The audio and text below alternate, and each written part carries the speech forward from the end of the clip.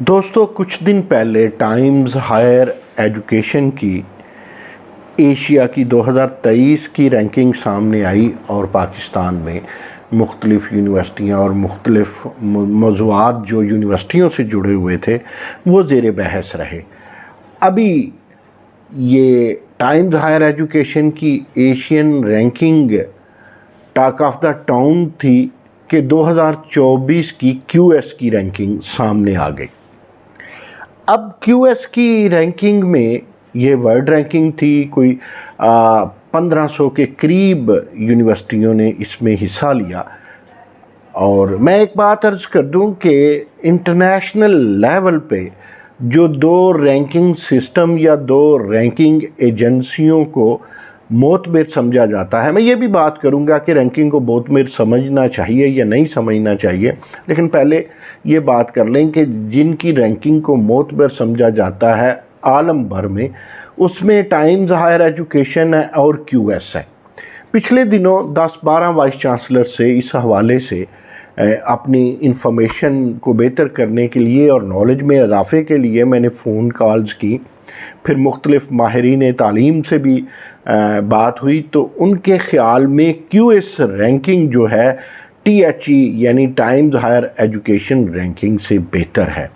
ایک بات بتاؤں کہ 2023 کی جو رینکنگ تھی ٹائمز ہائر ایجوکیشن کی، اس میں گورنمنٹ سیکٹر سے پرائیویٹ سیکٹر سے ٹاپ 10 میں ہم اس وقت صرف نہ ایشیا کی نہ پاکستان کی بات کرنے لگے ہیں، صرف بات کرنے لگے ہیں پاکستان کی، اور پاکستان کی بات کرنے لگے ہیں بحوالہ ٹائمز ہائر ایجوکیشن۔ تو پاکستان ہی کی حد تک رہیں تو ٹائمز ہائر ایجوکیشن کے تناظر میں پہلے نمبر پہ قائد اعظم یونیورسٹی تھی اور دوسرے نمبر پہ یو ایم ٹی تھی اور تیسرے نمبر پہ جی سی یو ایف تھا۔ پچھلے سال بھی کچھ پاکستان میں اسی طرح تھا کہ یو ایم ٹی اور جی سی یو ایف آگے پیچھے تھی، لیکن while on the other hand دیکھیں کیو ایس رینکنگ جو 2024 کی آئی ہے، پھر پاکستان ہی کی سطح پہ سوچیں، ویسے تو جو ٹی ایچ ای ہے یا کیو ایس رینکنگ ہے، اس میں پاکستان بہت نیچے جاتا ہے، کہیں 200 سے اوپر ایشیا میں، کہیں 200 سے اوپر ورلڈ رینکنگ میں، لیکن پاکستان کی بات کرتے ہیں، ڈیٹا ہم ٹی ایچ ای کا اٹھاتے ہیں اور ڈیٹا ہم اٹھاتے ہیں کیو ایس کا اور دیکھتے ہیں پاکستان کے سناریو میں، تو دیکھا ہم نے یہ کہ وہ جو ٹی ایچ ای کی رینکنگ تھی اس میں یو ایم ٹی بڑا نام تھا، اس میں یہ بڑا نام تھا یو ایم ٹی، اور اس میں ٹیکسلا بڑا نام تھا یو ای ٹی ٹیکسلا، اس میں رفا بڑے ناموں میں تھی، اس میں کامسٹ تھی نیچے کر کے، مطلب ہم ٹاپ 10 یا ٹاپ 12 کی بات کریں، اس میں یونیورسٹی اسلامیہ یونیورسٹی بہاولپور بھی تھی، دیگر یونیورسٹیز بھی تھی، لیکن اب ہیں کیو ایس کے ساتھ۔ تو میں نے وہ کہا نا کہ 10 وائس چانسلر سے کہا تو وہ کہتے ہیں کیو ایس رینکنگ بہتر ہے۔ اب کیو ایس رینکنگ جب آئی تو جی سی یو ایف کہیں نہیں تھی پاکستان کی سطح پہ، یو ایم ٹی کہیں نہیں تھی، لیکن پرائیویٹ سیکٹر میں آپ دیکھیں تو اس کی بجائے لاہور یونیورسٹی آف لاہور تھی، پرائیویٹ سیکٹر میں دیکھیں تو لمس تھی، کافی اوپر کر کے تیسرے چوتھے پہ۔ میں عرض کروں گا کہ میری سکرین پہ دیکھیے گا، وہ ڈیٹا میں اتنے تھوڑے وقت میں سارا بیان نہیں کر سکوں گا، جو ڈیٹا آپ کو سکرین پہ آ جائے گا۔ سکرین پہ وہ ٹیبل بھی دیے ہیں کہ ٹی ایچ ای رینکنگ کیا کہتی ہے، وہ ٹیبل بھی دیے ہیں کہ بعد میں آنے والی کیو ایس رینکنگ کیا کہتی ہے، آپ تفصیلات وہاں سے دیکھیے۔ اس میں سکرین پہ آپ کو وہ ٹیبل بھی نظر آ جائے گا جس میں آپ نے دیکھا کہ کیو ایس ورلڈ رینکنگ میں امریکہ کی یونیورسٹیاں پہلے نمبر پہ، چوتھے نمبر پہ، 5ویں نمبر پہ اور 9ویں نمبر پہ ہیں، تقریباً 10ویں نمبر پہ، چوتھا 5واں اور 10واں نمبر ان کے پاس ہے۔ 4 یونیورسٹیاں ٹاپ بھی کیا امریکہ نے، لیکن سیکنڈ اور تھرڈ یو کے رہا، سیکنڈ نمبر پہ اور تھرڈ نمبر پہ یو کے کی یونیورسٹی رہی، وہ بھی ٹیبل دیکھ لیجئے۔ اس ٹیبل میں آپ کو نظر آئے گا کہ سوئٹزرلینڈ اور سنگاپور نے بھی 7ویں اور 8ویں نمبر پہ جگہ پائی، یعنی ورلڈ رینکنگ 2024 اگر کیو ایس کی دیکھیں تو اس میں امریکہ ٹاپ پہ رہا، 4 یونیورسٹیاں اس کے تھیں، 4 ہی یونیورسٹیاں یو کے کی تھیں، 1 یونیورسٹی سنگاپور کی اور 1 یونیورسٹی سوئٹزرلینڈ کی تھی۔ تو ہم پاکستان کی طرف واپس آتے ہیں. اب یہ ہوا کہ کیو ایس رینکنگ بہتر ہے، یہ میں نے بھی محسوس کیا. اس میں بڑی بڑی یونیورسٹیوں کے نام آئے ہیں. پنجاب یونیورسٹی کو فراموش نہیں کیا جا سکتا اپنے انفراسٹرکچر کی وجہ سے.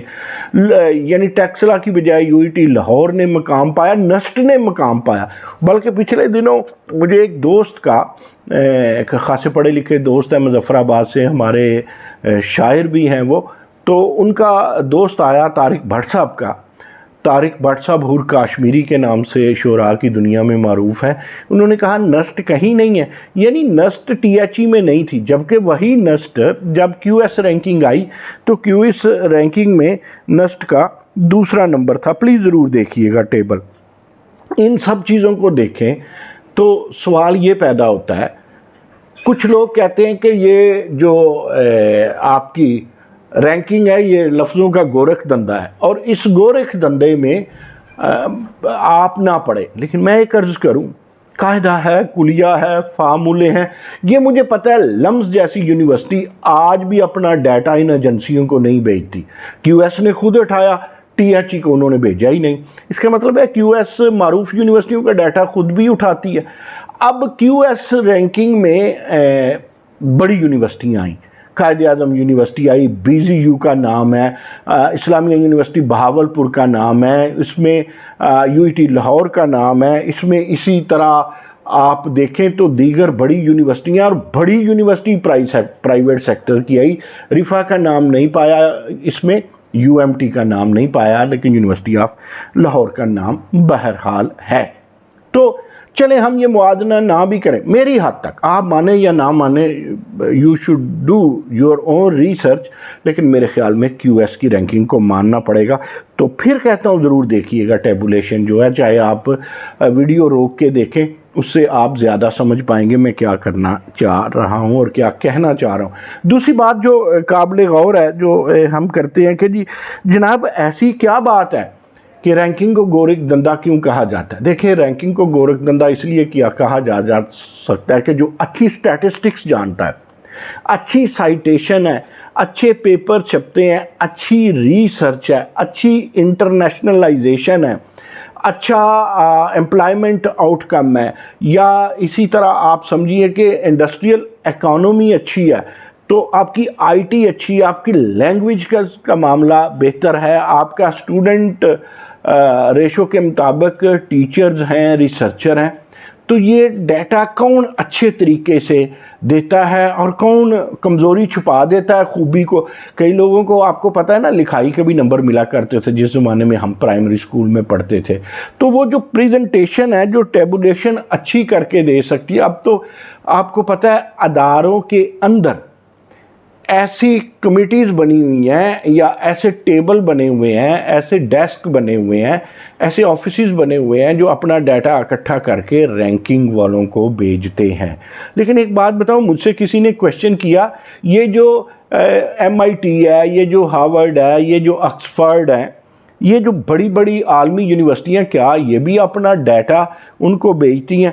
دیکھیں اس میں جو مجھے جوابات کسی حد تک ملے وہ